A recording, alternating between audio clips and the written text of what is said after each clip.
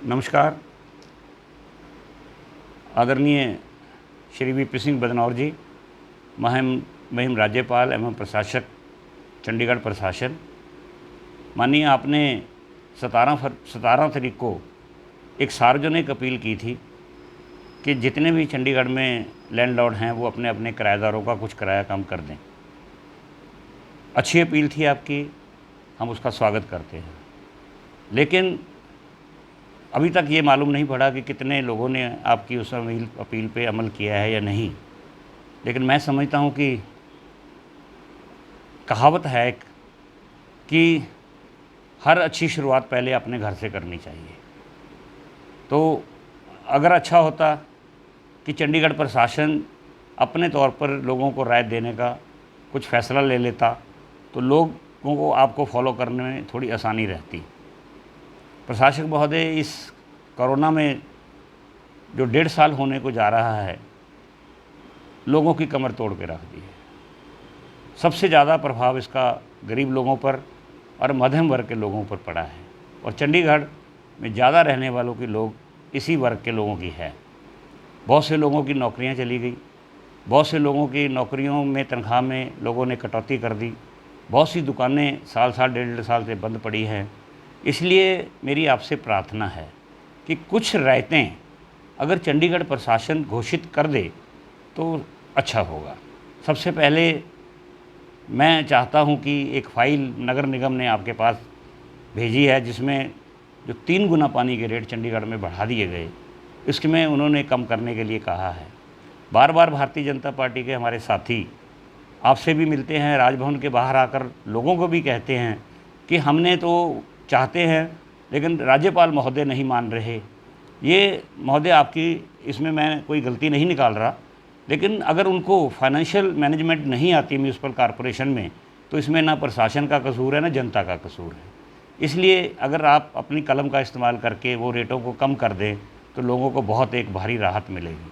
दूसरा, जो दुकानदार मेरे साथी हैं उनके लिए कुछ जीएसटी में रायतें दे दी जाएँ, ताकि थोड़ा बहुत उनको ये राहत हो जाए तो उनको लगेगा कि जो हमारा नुकसान हुआ है उसकी थोड़ी भरपाई हो सकती है।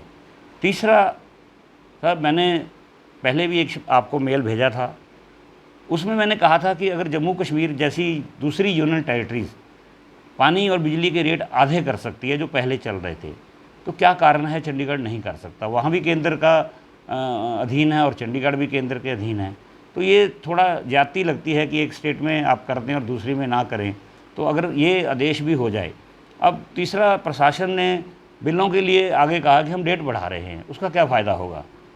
ये तो उन पे और बोझ बढ़ाने वाली बात है। अगली बार बिल फिर इकट्ठे आ जाएंगे। जब तक उनको कोई राहत नहीं मिलती, उनको राहत नहीं मिलेगी।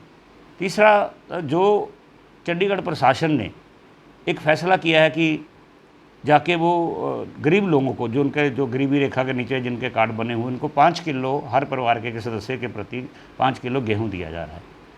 राज्यपाल महोदय जी, इंसान के लिए गेहूँ ही अकेली काफ़ी नहीं, पर एक परिवार के लिए चाय पत्ती भी चाहिए, चीनी भी चाहिए, सरसों का तेल भी चाहिए, बच्चों के लिए बिस्कुट भी चाहिए थोड़ा बहुत उनके लिए।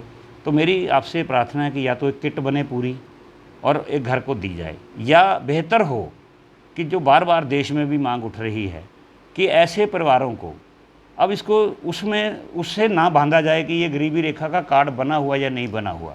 कोरोना काल में तो आज हर कॉलोनी में, गांव में, शहर में भी रहने वाला लोग आज बेरोज़गार हो के बैठा है। तो ये एक बना दिया जाए कि जो भी आदमी जिसके पास चंडीगढ़ का आधार कार्ड हो और कॉलोनी में और गाँव में बैठा है, उसको 5,000 रुपये उसके खाते में डाल दिया जाए, अगर संभव हो तो, ताकि वो अपने घर के, अपनी रोज़मर्रा की ज़िंदगी कम से कम 1 महीना या 15 या 20 दिन वो अपना खर्चा चला सके।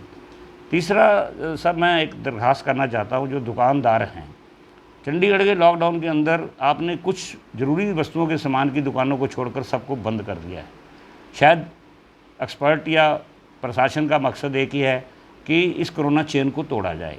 सही भी हो सकता है, लेकिन एक आम आदमी जो, उसके नाते मैं सोच के करता हूँ कि क्या ये अच्छा नहीं होता कि इन दुकानदारों को भी या तो ऑड इवन पे इजाज़त दे दी जाती और सख्त गाइडलाइंस जारी कर दी जाती कि दुकान के अंदर एक समय में एक ही ग्राहक जाएगा या 2 जाएंगे। अगर कोई दुकानदार उसकी वायलेशन करता है तो मैं चाहता हूँ कि सख्त से सख्त उसके खिलाफ़ कानूनी कार्रवाई हो, दुकान सील भी करनी पड़े तो करे, इसमें किसी को एतराज़ नहीं होना चाहिए। पर इस तरह एकदम से बंद कर देना, और आज उनके लिए भुखमरी की नौबत आ गई है, और आप रोज़ देख रहे होंगे अखबारों में, सड़कों पे किस तरह आंदोलन वो खड़े होकर कर रहे हैं। तो कृपा करके इस पे भी आप विचार करें। एक मेरी आपसे और प्रार्थना है कि जो गेहूँ बट रहा है उसमें भी शायद प्रशासन ने फैसला किया है कि वो पर्ची बना के भारतीय जनता पार्टी के जो भी एरिया का पार्षद है उसको पकड़ा देते हैं। उसमें सर पिक एंड चूज़ हो रहा है। कुछ अपने चहेते कार्यकर्ताओं को जाकर रात को पर्चियाँ दे दी जाती है, और उन्हीं को वो 100-150 आदमी एक जगह उनको जाके उनको खाना बांट दिया जाता है। और जो दूसरे लोग हैं उनके मन में क्या बीतती होगी कि मेरे पड़ोसी को तो मिल गया, क्योंकि वो किसी एक पार्टी खास का कार्यकर्ता था और वो साथ नहीं मिला। चाहिए ये कि काउंसलर को सिर्फ वहाँ बिठाया जाए कि लोगों को आइडेंटिफाइड करे कि आदमी सही है गलत है। वो सारा काम जो है वो अधिकारियों के हाथों में होना चाहिए कि किसको देना है, किसका नंबर आता है, किसका नहीं आता। तो ये 2-3 चीज़ें मैं आपके ध्यान में लाना चाहता था। मुझे आशा है, मैं 1-2 बार आपसे मिला हूँ जब मैं अध्यक्ष नहीं था। जो आपकी एक जेन्युइन अप्रोच होती है बातों पे, उससे मुझे आज ये थोड़ा हौसला हुआ है कि मैं वीडियो के द्वारा मैं आप तक अपनी बात पहुँचाऊँ। और मुझे आशा है कि आप मेरे इन छोटे-छोटे जो सुझाव हैं इन पे विचार करके अगर आपको सही लगे तो कुछ जनता को राहत देने की कृपा करेंगे। आपका बहुत बहुत धन्यवाद। जय हिंद।